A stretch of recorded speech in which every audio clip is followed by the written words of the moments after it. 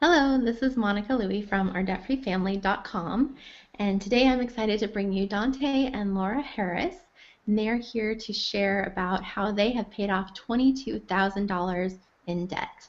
So Dontae and Laura, thank you so much for being here. Thanks for Sure. having us. So why don't you get started and tell us a little bit about yourselves? What do you guys do? How long have you been married? That kind of thing. Well, we've been married going on 4 years, and Dante works in sales, and I stay at home with our two kids. Our oldest is 2 years old, and we've got a little 8-month-old baby. So, Oh, besides me staying at home, I am a financial coach at my church, and I also coordinate our Financial Peace University classes at our church. well, fantastic. So what made you decide to get out of debt? Well, that was something that kind of started um, while we were dating. Just after we got engaged, our church had started a round of Financial Peace University, and she didn't have a lot of debt, but I had accumulated quite a bit from college. I had about $15,000 left over from college when I graduated in student loans, and then after I graduated, I was unable to find work for a number of years and basically lived off of credit cards and eventually defaulted on those. So that is a majority of where our debt came from. She had a little bit from a car loan, and I think that was pretty much it. But Mhm. the idea of starting a family together with that much debt looming over our heads wasn't something that we found all too comforting. Um, so when the financial peace class started up, it was I think we found out about it like the week after we got engaged. Um, we immediately signed up for it and went through the course and did it again after we were married just to keep us fresh. And she's been teaching it ever since then. That's great. That's really great. So how long did it take you to pay off the debt? And what were you doing during that time and how much were you making?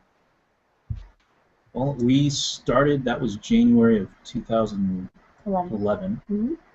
and we wrote our last check to pay off our debt in September Might have been November. It was the fall, yeah. of 2012, I believe it was. So like 22 months, and somewhere between that time, we were coming up on our first year anniversary when we found out we were expecting our daughter.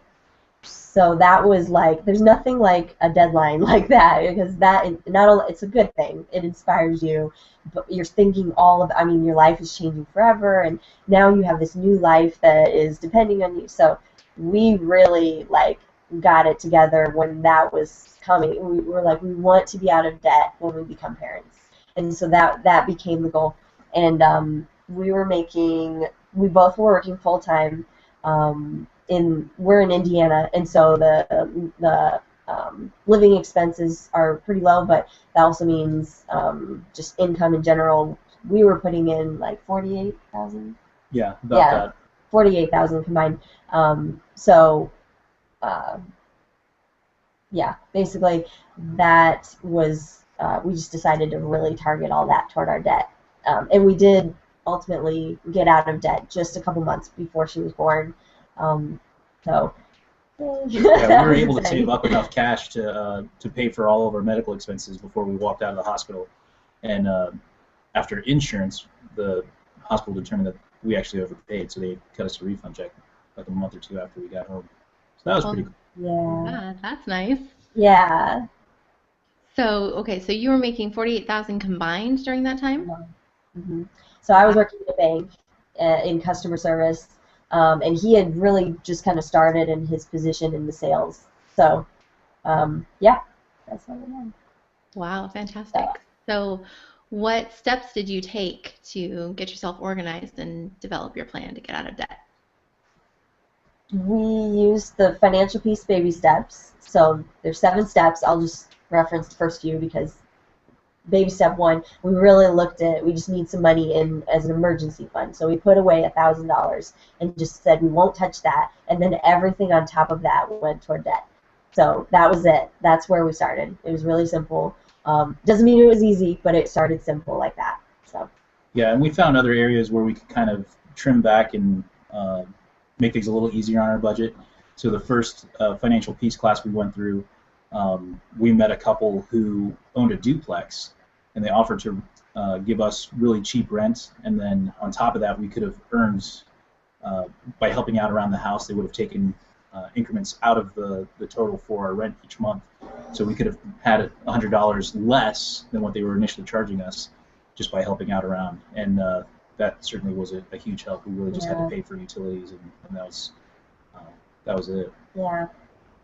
Nice. In addition to that, she started taking up couponing and partnered up with that couple too. With that, and that helped to save us a lot of money. That because Kara, who's actually her partner in teaching financial peace, the current class that they've got going, incredible when it comes to couponing.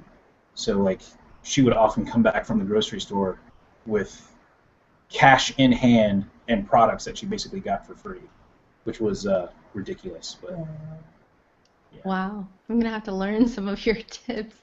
Lots of learning. She's really got a lot of good tips. So what other sacrifices did you make to meet your goal? There's really 4 big ones. They're kind of unique, and they didn't all happen at once. But the first one was we decided, both of us, to get rid of our smartphones. Not permanently, but we both had smartphones, and we decided to get what we called our dumb phones, just the simple basic plans, so that we could really like reallocate that toward our debt. So that for me, in 2011 and 12, for me that wasn't a huge sacrifice. Different for you. I prior to my current position, I used to work in consumer electronics, and I was always staying abreast of the latest technology. So I was upgrading phones probably every 6 months, 6 to 8 months on average. To have the latest thing. Yeah, that's Greatest. Yeah. So then the second thing we did was to just live off of one income. And it was not, I mean, we both worked 40 hours a week, but we decided we'd live off his income, which mine, I was making maybe 19,000. So we put away everything I made. Just every month we'd budget out a big chunk and just send it straight to our debt. And again, it didn't happen overnight, but we worked toward that, and it was great because now that we have our 2 children, I am able to stay at home, and we live all off of his income because we practiced that when we didn't have to. That was we didn't realize that would be such a big benefit. So that was the second thing. The third is we paused our 401k contributions. That was hard to say no to that for temporarily, but I mean it was such a huge, like, we got laser focused when we did that because we're like, okay, this hurts, like we want that, but the opportunity to move more money toward debt it'll make it quicker, and so that was another thing. And the fourth was that we waited to buy a house, even though we were expecting baby, saving all this money. A lot of people would just rush out and get a house, and housing here is cheap enough for that. But we just made the decision, no, we would rather come have our children be in a debt-free home than like 0 savings and lots of debt, So. That's fantastic. So you did make a lot of sacrifices to reach your goal. So if someone is considering starting their own debt-free journey, what advice would you give to them? Start now. The sooner the better. Like I think one of the greatest things with where we're at now, even with her not working, I mean, I'm in sales, so I'm in control of whatever I bring in, and my pay has definitely increased quite a bit since we started our debt-free journey. But the fact that is now our money means more than anything. Yeah. So like everything that we put away, like that's ours. We can do whatever we want with it, which usually means we don't do anything at all because we have a hard time letting go at this point. Yeah. I would just say, like, being intentional. I would say be intentional and take Financial Peace University. And they don't pay me to say it. I teach it for free because I'm so passionate about it. All the coordinators, you go and ask any of them. It's just such a great roadmap for everybody, I think. Great. So, anything else that you wanted to share about your story? Maybe about, did you do anything to increase your income during that time? We've experimented with a few things, mostly her, just because of the free time that she has, getting to stay at home with her kids, which I'm not saying that she has all the time in the world. I know how big of a sacrifice that is for her as well. But it's not so much about increasing our income as much as it is finding ways to, like, I'm probably more of the financial nerd, as Dave Ramsey says, but I give her we share the control in terms of what we do with our finances. And what I do for myself, I'm just as much a free spirit as I am a nerd, except all of my focus when it comes to spending my money is music related. So I'm a musician. I was a professional musician before we were married, before we were dating, while we were dating. Still now, somewhat, but and my job revolves around that. I'm in musical instrument sales with a company here in Fort Wayne that's we ship worldwide.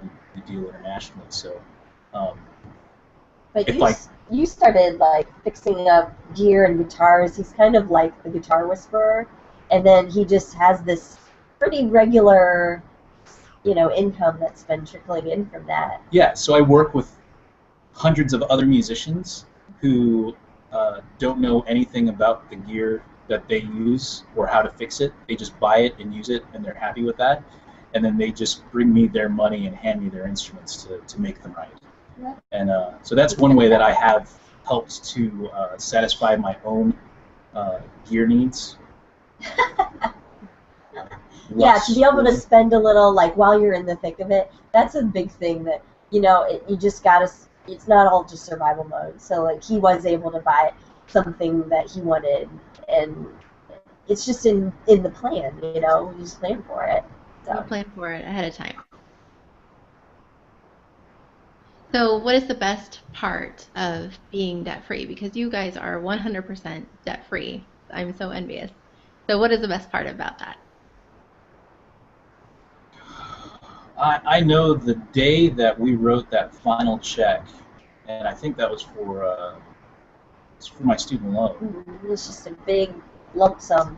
Like I remember dropping that in the mail and like having the biggest relief. Like the whole world was lifted off my shoulders, and I was checking my my student loan account every day, waiting to see if it had posted yet. And I, like, even the day that I'd sent it in, knowing full well that it hasn't even left our city, like, I was just so anxious to know and be able to say, yes, we're finally debt-free. We don't have anything to be concerned with anymore. Like, any finances that we have coming in at that point is ours, and we can do whatever we want. And to celebrate, when that finally posted, I went out and bought some new technology because I was hurting. Yeah, we did, didn't we? We did, all that time without a smartphone, and we turned around and we celebrated a little. And I would say it just makes, we were just getting started. I mean, this was kind of the first thing we did with our money. We were way at the bottom of our income potential, like just everything new. So we could have felt a lot like we were just failing, but to be able to both of us come together and work toward that goal and then finish it, I mean, that simple thing is a very powerful feeling. So, yeah. Would you say that it brought you closer together in starting off your marriage, working on such a huge goal together? That's hard to say, because we've always gotten along really well and have been very open in the way that we've communicated with one another. I think where most couples usually argue about how money is spent, like the troubles that they have, comes from the fact that they are in debt and trying to overcome debt. For us, it's never really been about that because we were on the same page when when we were dealing with debt. Now it's, do we really need to go out and buy groceries? I mean, I know we have money set aside for it, but are we that desperate for food? Like, I think we can hold out a couple more days. Well, I think it's just a neutral ground that we can't get mad at the other person for something because we both agreed on the plan way at the beginning. So if we get mad about it, we're just mad at the plan. And then we give each other that extra grace because it's not like it's his thing or her thing, that that there's that neutral area we both feel safe and we can get to, and we just started off that way, and we did it on accident. We had no clue it was going to be as important as it was. We were in the class, and there were all these other married couples that had been married longer, and they were just like cheering us on, like, we wish we would have had this, at the beginning. So we were just like, oops, good, yay, I'm glad we did that, and it's worked out really well for us both. Great. So, you've held off on buying a house. So is that in your upcoming plan for your money? Yeah, that's Yeah. that's our next goal. We have a list of goals that we're hoping to accomplish over the next 20 years, and buying a house is certainly the very next thing on our list. It's still just a matter of trying to figure out when we want to do that, because we're at a point now where we could go out and buy a house, but in my mind, I feel like we would be settling.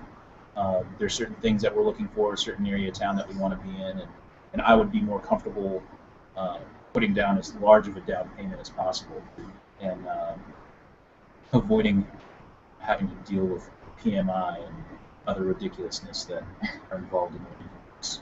Well, now we have a taste for being debt free, so it raises the bar on what you think you can handle, and so we're trying to really push ourselves to be patient, rent for a little bit, because we're being intentional, and then put down as much of a down payment as we can. Fantastic. All right. So, Laura, I know that you have a blog that I love called piggybankdreams.com. So why don't you tell us a little bit about that and how our people watching this can follow you and learn more about you? Sure. Well, my two favorite things are talking about how to help people with their finances and family. So I meshed those two with my first personal finance blog, piggybankdreams.com. It's just a way that every week I just update it with stories about what's worked for us, what hasn't worked for us, what's working for other people. Recipes, just anything that I think people could just take away and try to, raise their kids in a way that teaches them money tips and be closer together if they're married. And anyway, so that is what I'm doing with my blog. It's tons of fun, and I have a Facebook page under my name, Laura Harris, as personal financial blogger, and I'm on Twitter. You can find me at either of those, talking about money. Great. Great. Well, thank you so much for being here, Dontae and Laura. I really appreciate you sharing your story about how you got out of debt and living debt free. Sure. Yeah, we love sharing it. We Yeah. tell people every day. If you would like to hear more debt free stories and learn how you can take control of your money and pay off your debt, be sure to visit ourdebtfreefamily.com. I share my family's story of how we've paid off $65,000 in 11 months on a single middle class income. Go check it out, and thanks for watching.